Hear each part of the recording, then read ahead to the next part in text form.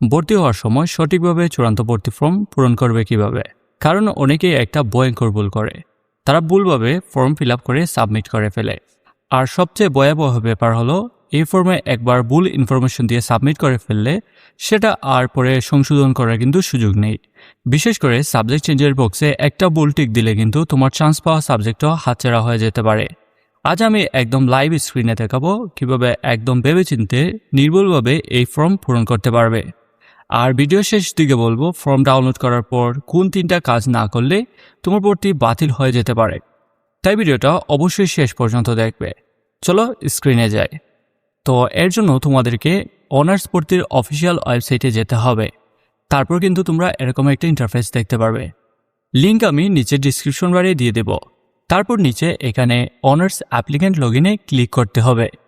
Login পেজে আসার পর তোমাকে এখানে তোমার অ্যাপ্লিক্যান্ট আইডি এবং পিন নাম্বার দিতে হবে। এখন যদি তুমি জানো না যে তোমার অ্যাপ্লিক্যান্ট আইডি কি বা পিন নাম্বার কি বা ভুলে গেছো, তাহলে কিন্তু ভিডিও শেষে এই রিলেটেড কিছু ইনফরমেশন রয়েছে, শেষে দেখে নিতে পারো। তারপর কিন্তু এখানে তোমাদেরকে নিচে থাকা লগইনে ক্লিক করতে হবে। লগইনে ক্লিক করার পর তোমাদের সামনে কিন্তু এরকম একটা পেজ ওপেন হবে। এখানে দেখতে পারবে তোমার সাবজেক্ট নেম রয়েছে, তারপর তোমার কলেজ নেমও রয়েছে। তারপর তোমাদের নিচে এখান থেকে অ্যাডমিশন ফর্মে ক্লিক করতে হবে। তারপর এই অ্যাডমিশন ফর্মে আসার পর তোমার নাম, তোমার রুল, সাবজেক্ট অটোমেটিক দেখতে পারবে। এখানে প্রথমে একটা জিনিস মাথায় রাখবে, যে তথ্যগুলো দিচ্ছ সব কিছু তোমার সার্টিফিকেট এবং বাস্তব তথ্যের সাথে মিল থাকতে হবে, কারণ পরে ভুল ধরা পড়লে সমস্যা হতে পারে। প্রথমে এর জন্য ন্যাশনালিটি বক্সে বাংলাদেশি লিখে দিতে হবে। এরপর রিলিজিয়নে তোমার ধর্ম সিলেক্ট করবে। তারপর নিচে কিন্তু রয়েছে মেরিটাল স্ট্যাটাস, এখানে তুমি মেরিড নাকি আনমেরিড এটা সিলেক্ট করবে। এরপর আসবে নিচে গার্জিয়ান নেম, এখানে তোমার গার্জিয়ানের নেম দিয়ে দিবে। তারপর গার্জিয়ানের মোবাইল নাম্বার দিতে হবে। তারপর তোমার ফাদার্স, মাদার এবং গার্জিয়ানের অ্যানুয়াল ইনকাম দিতে হবে। এখানে অনেকে না বুঝে আবেগের বসে 5 থেকে 10 লাখ টাকা লিখে দেয়।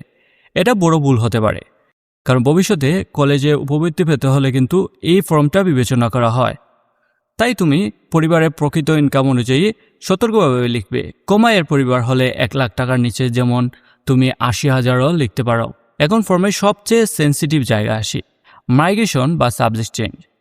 এই অংশে ভুল করলে কিন্তু সবচেয়ে বড় ক্ষতি হতে পারে। ফর্মের নিচে একটি অপশন পাবে, do you want to change your assign subject based on your given preference list. এখানে খুব সাবধানে সিদ্ধান্ত নিতে হবে। যদি তুমি তোমার বর্তমান সাবজেক্টটি পরিবর্তন করতে চাও তাহলে এখানে ইয়েসে ক্লিক করবে।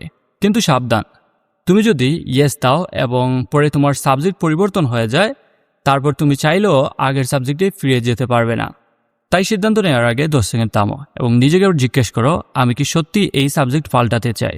বর্তমান সাবজেক্টে আমি কি পড়তে চাই, নাকি আমি উপরের পছন্দের সাবজেক্টে যাওয়ার জন্য রিস্ক নিতে চাই? যদি তুমি বর্তমান সাবজেক্ট নিয়ে খুশি থাকো তাহলে পরিষ্কারভাবে এখানে নোতে সিলেক্ট করবে। এরপর এখানে নিচের দিকে পাবে পার্মানেন্ট অ্যাড্রেস, এখানে তোমার ডিস্ট্রিক্ট দিতে হবে। এখানে কিন্তু প্রায় 64টা জেলা রয়েছে। এখন যদি তোমার পার্মানেন্ট অ্যাড্রেস এবং প্রেজেন্ট অ্যাড্রেস সেম হয় তাহলে দুটি সেম দিয়ে দিবে। তারপর নিচের বক্সে প্রথমে তোমার ভিলেজ দিবে, তারপর পোস্ট অফিস দিবে, তারপর পুলিশ স্টেশন, তারপর ডিস্ট্রিক্ট। তো এইটার টেমপ্লেট কিন্তু আমি নিচে পিন কমেন্টে দিয়ে দিব, চাইলে ওইটা কপি করতে পারো। তারপর এখানে নিচে সেভ ইনফরমেশনে ক্লিক করার আগে অবশ্যই তোমাকে অন্তত 5 বার ইনফরমেশনগুলো মিলিয়ে নিতে হবে। যদি ঠিক থাকে তবে সেভ ইনফরমেশনে ক্লিক করবে। এখানে অনলাইনে কাজ শেষ মনে হলে আসল কাজ কিন্তু এখনও বাকি রয়েছে। এখানে সেভ ইনফরমেশন করার পর কিন্তু এরকম একটা পিডিএফ চলে আসবে, ওইটা কিন্তু তোমাদেরকে ডাউনলোড করতে হবে। আর এই ফর্মটি কিন্তু তোমাদেরকে অবশ্যই 3/6/2024 থেকে 11/6/2024 তারিখের মধ্যে ডাউনলোড করে নিতে হবে। তারপর কিন্তু এটার প্রিন্টও বের করতে হবে। তোমরা এটাকে অবশ্যই কালার প্রিন্টে প্রিন্ট করে রাখবে।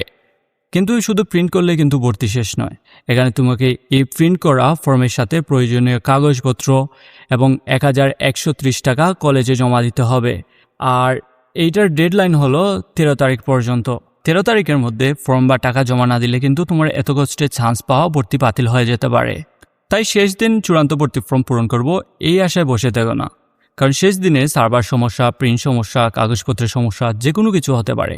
আর তাই তোমার কাজ হলো প্রথমে ফর্ম পূরণ করা, তারপর পিডিএফ ডাউনলোড করা, তারপর প্রয়োজনীয় কাগজপত্র ও ফি নিয়ে কলেজে জমা দিবে।